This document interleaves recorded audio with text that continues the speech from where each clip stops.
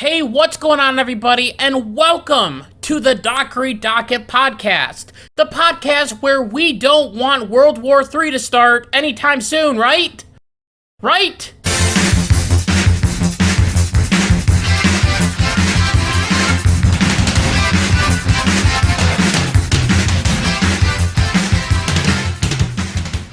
We begin today talking about a situation that is brewing in the Middle East, which could lead to a major escalation of war, which I know is shocking because the Middle East is always full of war. But according to the New York Post, Israel launches a preemptive strike on Iran. Now, I first heard about this and thought, what in the world is going on here? Israel already has a war going on with Hamas. The whole region kind of has a bad opinion of Israel, and now they are just launching missiles at a random country? What is going on here? Though I did feel better about it because it seemed like this was just Israel's doing and the United States had nothing to do with it, as there are many American bases in that region that could have been struck by Iran. And it was reported before this attack even happened that America was moving their troops away from Iran to make sure that this didn't happen. And after the attack took place, Marco Rubio, the Secretary of State, came out with this statement claiming,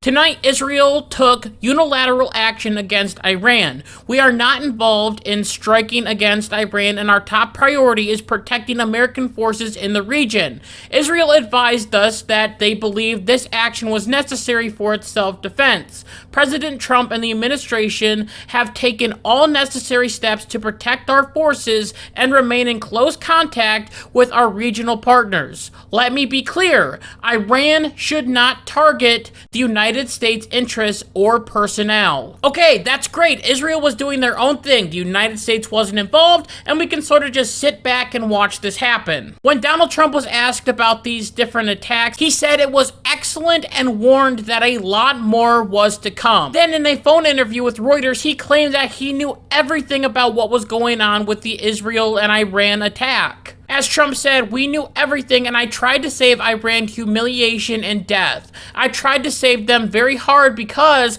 I would have loved to have seen a deal work out." Now, this was reference to an Iran nuclear deal that Donald Trump was trying to get signed. Once again, this didn't make sense to me.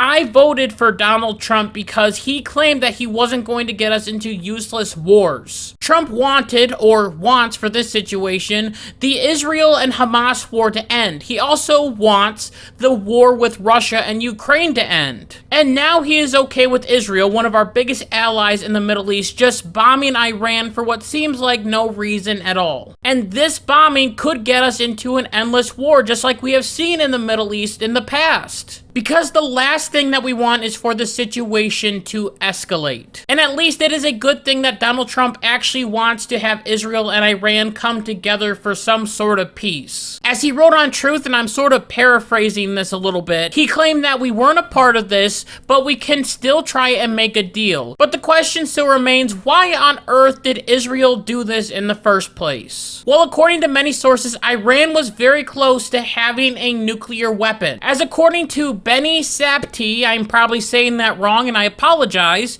but he said that Iran was putting together materials in a secret place near Tehran to make a primitive warhead. Then the executive director of the Middle East Forum named Greg Roman stated Iran reactivated an explosive manufacturing line which could also be used to help that needed nuclear weapon. Efforts to put the fusion material into a shape which could be used for a nuclear weapon. That was reactivated as well. So while I still disagree with the idea of attacking Iran, out of nowhere, and I am strongly against the United States getting involved in this situation at all, I can sort of understand why Israel did this a little bit more. Israel saw Iran getting ready to build a nuke, and they could have used it to attack Israel. Remember, Iran is the country that continuously says death to Israel and death to America. And we also know that Iran is supporting Hamas, who Hamas is attacking Israel. So Israel felt threatened, and so they took actions into their own hands and striked Iran before Iran could strike them. They destroyed nuclear facilities and killed Iran's military generals. before they even had a chance to create a nuclear bomb and use it against Israel or possibly the United States. However, Iran was not a fan of this situation at all, so they decided to respond with an attack of their own. As Iran launched missiles against Israel that got past the Iron Dome system and ended up killing around 10 civilians, with a lot of people getting injured in the process. In response, Israel launched more bombs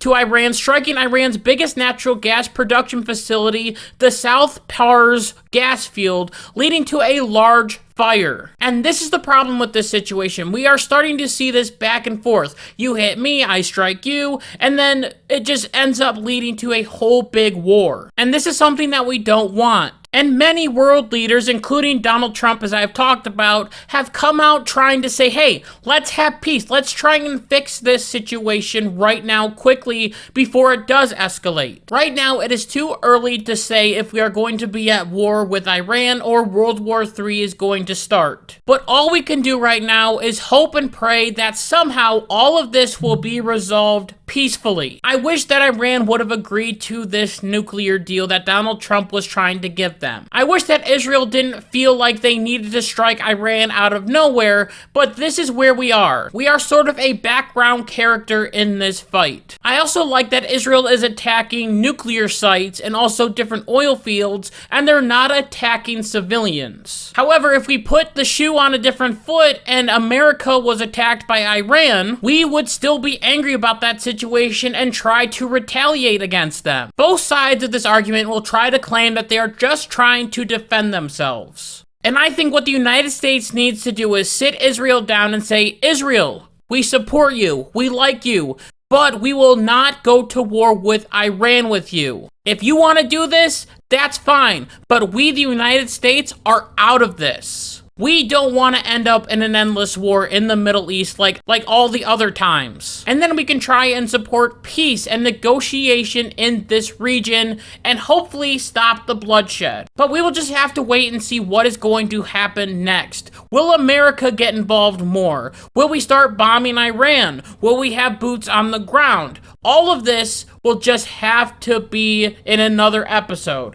And with that, I just want to thank you so much for listening to this episode of the Dockery Docket. And until next time, like my mom always says, be good, be kind, be loving, goodbye. Well, I wrote this episode and recorded this episode about a week ago before the world turned absolutely crazy. Because since the making of this video, a lot has happened. The biggest of them all was America striking Iranian nuclear facilities. Now, I didn't like this. I wanted the US to stay out of this 100%. But this situation right here is a lot better than having boots on the ground. Now, my biggest fear right now is a retaliation from Iran. Like I said in the video, America has a lot of bases surrounding Iran, and Iran could launch missiles and strike them at any point. And it was reported today, I believe, that Iran launched missiles at a US base, but it didn't really do much. It was just sort of a show. I also have big fears that this is going to lead to something bigger to happen.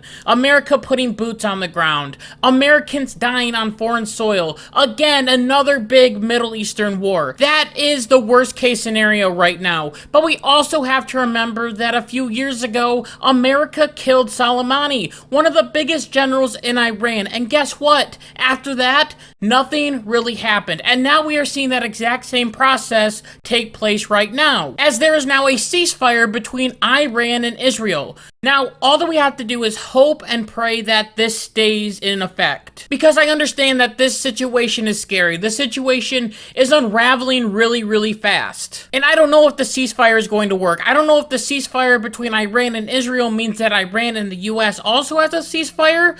But all that we can do right now is hope and pray for peace. And with that, once again, I want to thank you so much for listening to this episode of the Dockery Docket. And until next time, like my mom always says, be good, be kind, be loving, goodbye.